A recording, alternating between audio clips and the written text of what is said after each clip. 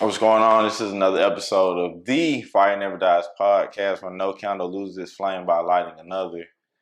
Old family friend, Mr. Flip sir. Archie. Yes, sir. What do you, professionally, you are a video director, cinematographer, director of photography, photographer, just overall creative. I've done so many things throughout my career. It's pretty much no limit. Even on video productions, I've custom painted my sets, stuff like that. So yeah, I'm just an overall creative. I've been doing it since I was a kid. So Okay. I was just about to ask, how long have you been doing it? Do you remember your first camera? my first camera was actually it's like the Canon T6 size, something like that. Mm-hmm. Yeah, Mm-hmm. yeah. Dang, that's So crazy. yeah, that's what I started out on. I think I had that one for about a year, and then I sold it. I got the 6D, and I got the GH4 at the same time. So Okay. because I wanted one that was good at video, then I needed one that was good at photos. So I bought two different cameras as kind of like workhorses where I can tackle both and put out good images. Right on, You know what right I'm saying? on. So so basically, like when you picked up the camera, you knew like this is what I'm gonna be doing. I mean, yeah, because the first year I was doing it, I was like, I was doing a lot of, pro bono work, Mm-hmm. and even with my music background, the first thing that kind of I gravitated towards was music videos. So the music videos caught on, and then people just started offering me money, like Mm-hmm. to do their music videos. So yeah, it only took about a year, and I was hooked. Okay, that's dope. So, dang, got started. How old were you then? Um, what that was about? I was about 24 when I got into video. Okay, Yeah, so it's yeah, never too late. 24. It's never Yeah, too late. no, never. And so, dang, that's 24. How old were you when I met you? When we met, I was probably like 20, 21. Okay, so At shortly the, after. Oh, yeah, okay. So uh-huh, shortly after. yeah. So that was about. Let me think. It was about 10, Matter a of little bit fact, over a because decade I was in ago. that same spot when I started doing video. Mm-hmm. Yeah. Mm-hmm. Okay. Dang, that's awesome. So yeah, everybody that come on the show, like it's a relationship there somehow, some way. I'm For not just sure. asking random people. I'm about to though. Yeah. Just because.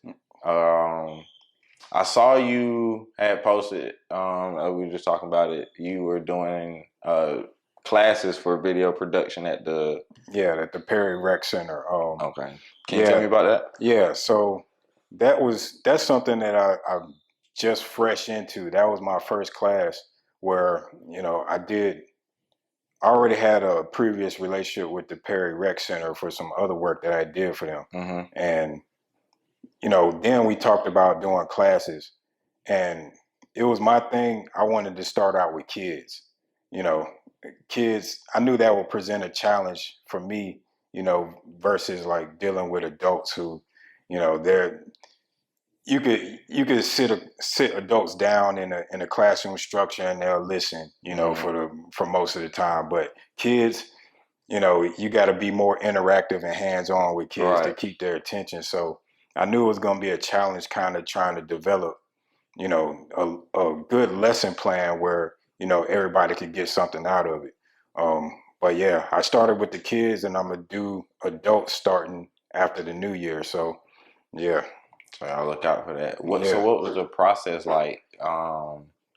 Going through the process of preparing the course for the kids because you So wanted to be interactive and stuff. yeah, so with the kids, what I basically did was, because it ended up being a three-part class, three different days over the course of 3 weeks. Okay. So I the best way I could go about it was, we're gonna do a project.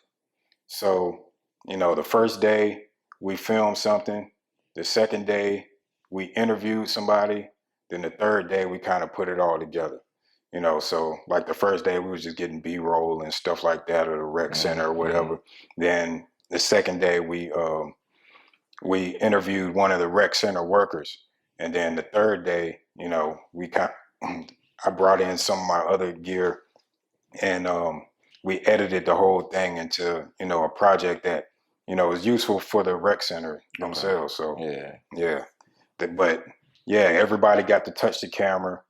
Everybody got to you know, experience even what it's like to light somebody in an interview setting. You know, something that isn't so overwhelming, like having to light a whole room, or, you know, getting super in deep into it, but you know, more stuff that they can handle, stuff that they can appreciate, where it's just one person sitting there, you know. And then of course with that we had the audio part, how to mic somebody, stuff like that, you know. And then the editing just brought it all together, and everybody got to give their input, you know, what and I'm asking questions like, so what do you think, you know, should go after this? What B-roll shot do we have that can fit right here? You know, and making them think, just the actual process. Exactly. Because that's all it really is. You really just thinking through it. That's trying to come up with not even always like the best, but just what feels good. Like that's my favorite part of it. Like I think that's why I like editing too. Like I don't mind. See, editing. I hate editing. I don't mind it. Once I gotta upgrade my system so that it can hold Adobe Premiere, because I'm running off of iMovie right now. But dog, I'm back in the trenches. So what advice would you probably give a kid that probably don't even have a camera right now, but probably is interested in picking up a camera and just figuring it out? Yeah, I mean, first you gotta get your hands on the camera. I mean, that's step one.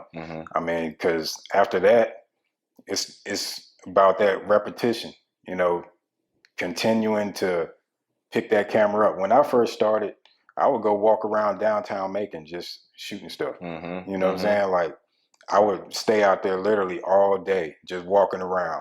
And when night came, it presented new challenges. You know what I'm saying? How do I get a proper exposure?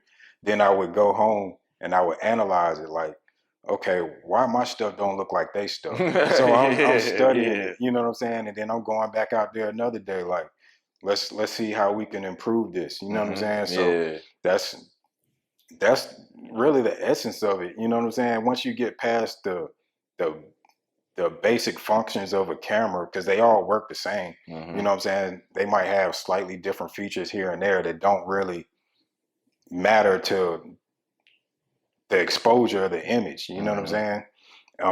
But yeah, past that, you know, it's just about drilling it in, like getting that muscle memory so that you could, you know, change that shutter speed quick, or you know what I'm saying? Really so, learning your camera. So you could, you know, even if you like doing events, I never like doing events because I'm afraid I'm gonna miss that moment, especially something like a wedding. It's like, you know, that's a whole nother beast. But yeah, you got to be quick. You got to be able to change your settings on the fly. You know, be able to see things happening before they happen. You know what I'm saying? So one thing you don't want to be stuck thinking about is your camera settings. You know what I'm saying? So yeah. And that's you kind of made a good point in that too, because I know when I'm shooting, I like to shoot like events, sporting events, because I feel like I'm going to catch every moment, and I don't what they call it, spray and pray. Like I started out like that, but I really got into just looking at it. It's on manual. Stop shooting the auto all the time. Yeah, don't shoot the auto. Stop doing that. I be seeing. I can tell by the quality of the images that y'all be posting. Stop all, like, auto is cool. Yeah. If you knew. I never shot an auto. Ever. Yeah. Once I learned of, like, I was always afraid of the M. I was afraid. That's what it is. A lot of people are afraid of the M. And it's just, it's once you get there and you learn your system, it's just like, it's the same. Like you were just saying, bro, like once you get familiarized and get the muscle memory of your system, you can change the shutter speed, your aperture, your f-stop, all of, like, you're good. You're good. You just shoot to what you like at that point. Yeah. So yeah, I did the same. I went downtown Macon. A lot of my early shots were just like around there, cars, because I really like to shoot cars, bro. Yeah. I love shooting cars. I'm gonna get back to that. What's your favorite thing probably to shoot now with photo and video? Like just when I had the chance to do a creative brand project, those are probably my favorite ones. Because, you know, like me, especially having like the music video background, Yeah. you know, that's like the ultimate creative outlet where, you know, you could just do whatever you want to, you know, especially if the budget is there.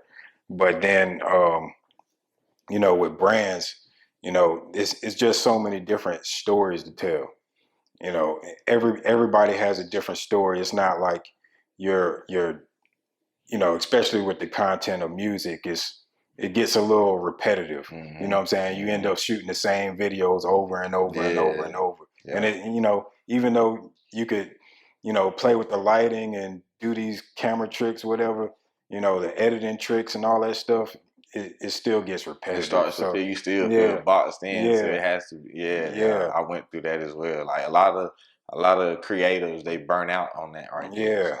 So I feel you on that one. Yeah. So with the brand stuff, I mean, of course, you can't push it as far as a music video, but you become more involved in the story. You know what I'm saying? Which is, you know, unique to every different business out there. Yeah, so you get to open up your creative space a little bit more too. Yeah. It kind of pushes you to figure out, okay, how am I gonna get this to look like this? Or like once I learned how there's one guy on YouTube, I can't remember his last name. His name is Daniel, but he makes a lot of the branding product videos and photos. Dude is amazing. And he just does it all in a little room. Well, he was doing it just in a room in his crib. And I was like, yeah, that's hard. Me, I tried it. I like product. You know, it's pretty cool. But I really like shooting cars. Man, cars are cool. Cars are dope. And like I was on a car shoot for I've been on a couple, one for BMW and one for Hyundai. And, you know, like trying to light a car at that level is a whole different thing than like shooting a car outside on the street where, you know, they're trying to make sure that you don't see no light in the car. You know what I'm saying? Which you could see the whole surface of a car is reflective. You know what I'm saying? So just the detail that goes into lighting a vehicle it's unreal, man. The stuff that they got to bring in to make it look good. The edits on those are like, what? That's what it looked like first. It's like, okay, I see you, Hollywood. So what would be? Is that one of the, like? Are those probably the biggest shoots you've done? I would say, as far as a production standpoint, yeah, those would be some of the biggest. I've been on Google, C4 Energy. Of course, that's the pre-workout, right? Yeah, they got the energy drinks and all that. Yeah. So when it comes to landing these brand partnerships, how do those come about? Like, are you sending your work in, like your resume, or are you cold calling, or like? I mean, for me, it all came from like relationships. Okay. You know what I'm saying? So, especially like when you move around Atlanta, like, you know, you might go on one production. I might be on one production as a DP, and then I got somebody else that I worked on with that project. They're calling me to come direct on another project. Right. Or, you know, sometimes I might just be on set as a first AC, you know, which I'm responsible for pulling focus or something like that. And then I get called the DP on another project because they know that's what I do. They see my work, and you know, we've had that history where you know they could trust me to come DP to this project. Right. And then you know, even as far as companies, you know, it's still like mostly relationship based, like because one person that works for this company on this production might be working for this other company now. You know what I'm saying? And they've been following me on social media, et cetera. You know what I'm saying? And it takes time, but you know, it's one of those things. I never had to cold call a company. You know, I've reached out to certain people, but you know, usually they kind of fall short. You know what I'm saying? So, you know, it's just they're gonna go with the people that they have a relationship with. You know what I'm saying? Yeah, relationships are powerful. Yeah. That's something I've learned. Like in my time in the Army, relationships is powerful. Like for real, when it comes to from getting a new box of tissue to getting promoted. Like it's tight like that. For sure. Dang. So what else? So the production company is called Innovizual. Innovizual. How did you come up with that? I have an idea. I'm gonna throw it at you. All right. Innovative visual. You just threw it together. Yep, I honestly sat. I promise you, bro. When I was like, okay, this is the name of it. I sat for a minute. I was like, how do you come up with that? And I was like, is that it? I had like a few other ways, but they ended up like not really making sense. And I was like, okay, yeah, that's it. I mean, like I wanted to create a new word behind what I do. You know what I'm saying? So I took two words and combined them together. And which is totally legal. Yeah.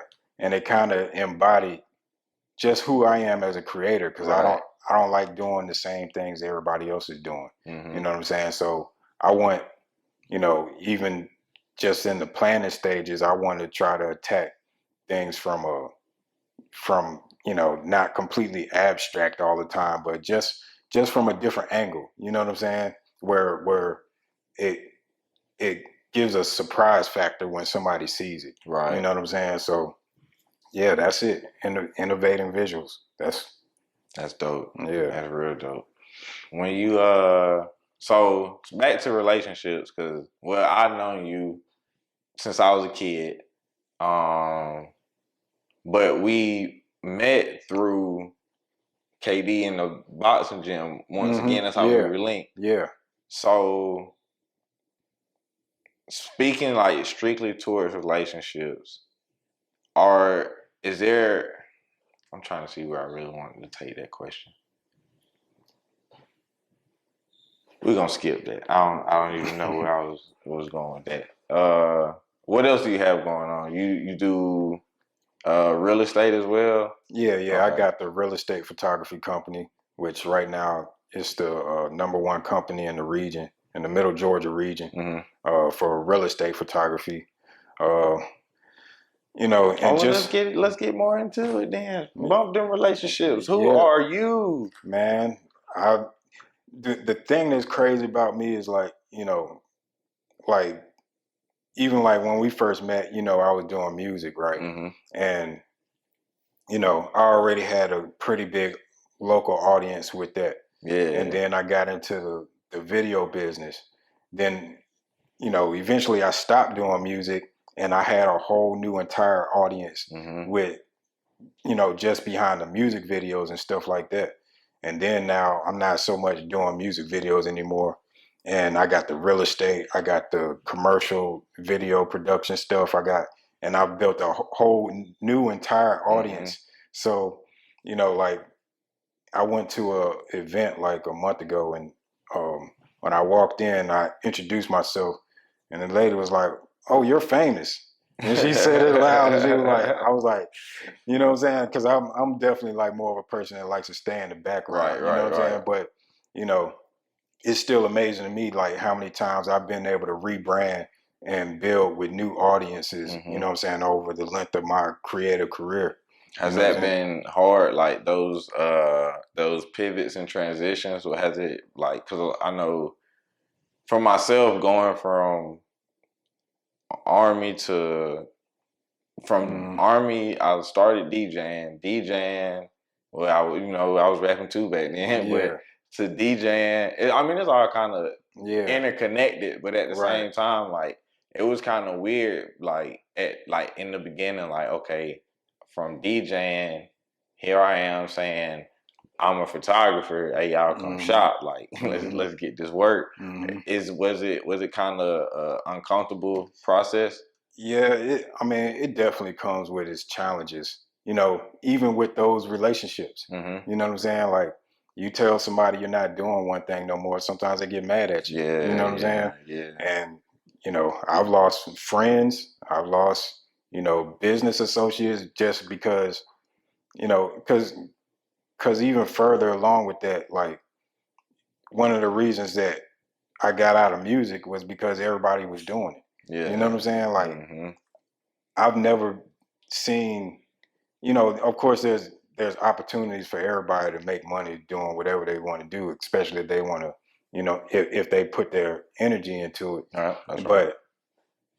you know, it's almost like there's a cap if you're doing the same thing exactly how everybody else is doing it. You know what I'm saying? Yeah, So there's definitely a ceiling to that. yeah, so that's one of the reasons behind my pivots, like, you know, going from music, like, all right, everybody's doing this. When I got into video production, I was like one of five maybe in this whole area, you know what I'm saying, that was doing music videos.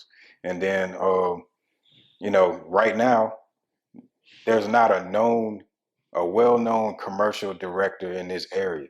I'm the only one. You know what I'm saying? So it gives me more opportunity to be able to grow my business. Yeah. You know what I'm saying? Based on just being unique. You know what I'm saying? But yeah, in the process, like some relationships get burnt. You know what I'm saying? It's no fault of my own. I'm just trying to grow. You know what I'm saying? Yeah, it's But price of the process. Like it just come with the game. Yeah. I definitely understand you on that one. Yeah, even as you grow, you know, sometimes you got to charge higher prices, and that's one reason why I got out of music videos. That's a must. Everybody can't afford to pay, you know, 5, 10 plus thousand for a music video. Where, you know, I've invested 4 times as much into my equipment. Facts. You know what I'm saying? And I gotta charge more now. You know what I'm saying? I can't even show up to a set by myself no more. You know what I'm saying? I gotta have crew. These people got to get paid. Yeah. You know what I'm saying? So it don't make sense for me to shoot your video for $500. I'm gonna lose money. You know what I'm saying? So, you know, even just that kind of growth, you know, people don't understand it at the end of the day. You know, and they get mad at you, but you know, it is what it is. Yeah, the ones that understand, they understand. Yeah, that's it. Because I ain't never been the type to just, you know, write somebody off. Even when I know somebody can't afford me no more, I still look out somehow. You know what I'm saying? But at the same time, I can only look out so much. Don't expect cheap videos forever. You know what I'm saying? Like you gotta, in that meantime, you gotta be doing stuff on your end to replace me. You know what I'm saying? If you know you ain't gonna spend the money. So, you know. Yeah, that's definitely spend the money, man. Like if you want it done right, you gonna pay the price. You got to pay to play. Like that's it. It don't work anything like that. Like you get what you pay for, and you also get what you grind for. Like you've been doing all of this a long time. It's been apparently a part of just your natural evolution as a creative and as a person. And it's good. Like it's amazing because you like you said you've been doing it your entire life. So it's something you truly enjoy. It's something you truly enjoy it, right? Like yeah, for sure. For sure. You know, everything has its, you know, especially when you don't have the joys of just doing what you naturally want to do. You know, because also there's a business behind it, you know, and there's things within a business that you don't just necessarily want to do every day. You know what I'm saying? Like balancing, you know, your checkbook or whatever, you know what I'm saying? Just the little stuff that takes away from, you know, your natural ability to be able to do exactly what you want to do. But, you know, then of course, sometimes people can make things a bigger headache than they should be. But, you know, it's all just a part of it, you know, just, and I wanted to touch on something like back to the music videos, like even for the quality work that I put out, right? and then, you know, now are artists that I've had a relationship with. We've done several videos for. Now I don't want to do music videos no more, and they have to find somebody else, which is going to be hard to find somebody who can match my quality. Mm-hmm. You know, like what does that do for that person's brand? That, you know what I'm saying? Now they've had a decline. Mm-hmm. So that's one of the things that, you know, where I continue to still work with people. Like, okay, we've been doing this for so long. Let's keep at it, because I don't want your brand image to go down. Mm-hmm. You know what I'm saying? Just because I want to move on. You know, it's one of those selfless things where I'm just like, all right, let me continue doing this. Yeah. But, you know, that's something that, you know, I wanted to touch on it because it's something that, you know, people should pay attention to from the jump. You know, when they're starting their business, you know, whether you're an artist, you know, have a t-shirt business or whatever, but thinking about what you want your brand image to be, and, you know, planning that out for the future. You know what I'm saying? Like not just thinking about the moment and what you got to do now, because, you know, these same people, had they been prepped for the future, mm-hmm. they would have been able to keep up with me. Mm-hmm. You know what I'm saying? Mm-hmm. And, you know, that's just something I wanted to touch on real quick. But yeah. That's real though. That's real though. Always have a plan. Like, you can't expect everybody to stay where they at for forever. Yeah. So, and that's what having a team. Like, even the people Mm-hmm. on your team, like Mm-hmm. some of them gonna grow and go. Yeah, exactly. That's just exactly how it goes. I definitely understand that. So as you do work with the youth, and you do have crew that come in with you. Mm-hmm. All right, great. We got 3 minutes. So you do have crew that come in with you. Are you mentoring and like For really sure. coaching them up so that they can For sure grow and go? Like, yeah, because that's something that I want to do just for the Middle Georgia area alone. mm-hmm. It's not that culture for creatives here. You know what I'm saying? Like, and it's a little disheartening that sometimes, but, you know, I'm pushing through it. But like, you go to Atlanta and everybody wants to work together. Yeah. You come here, you know, and everybody's like, all right, he doing this thing over there. I'm gonna do my thing over here. Everybody want a cat fight. Yeah. So that's not how we all come up. You know what I'm saying? So definitely been, you know, mentoring people and trying to build people up, so, you know, we could run this thing. Yeah. You know what I'm saying? So everybody eats, B. Yeah, for everybody eats. We building a whole sure. damn kitchen. Who need a table? Yeah. We got the kitchen. Everybody eat, man. Yeah. So where can the people find you on Instagram and stuff like that? Yeah, you can find me on Instagram at InnoFlip, INNOFLIP. Or you can go to my website. My website got all my links and stuff. That's fliparchie.com. Can't do it no better than that. Let me see. We got 1:30. That's why I got to get a clock. I got to get fancy. Yeah. I'm about to see if I can get on his team. You know, put a little extra dollars in the pocket. You know what I'm saying? Yeah. Definitely. So I don't even really have nothing else. So y'all just enjoy us sitting here. And I appreciate you coming out. For sure, man. I appreciate it. It's been good talking to you, my dog. Yeah.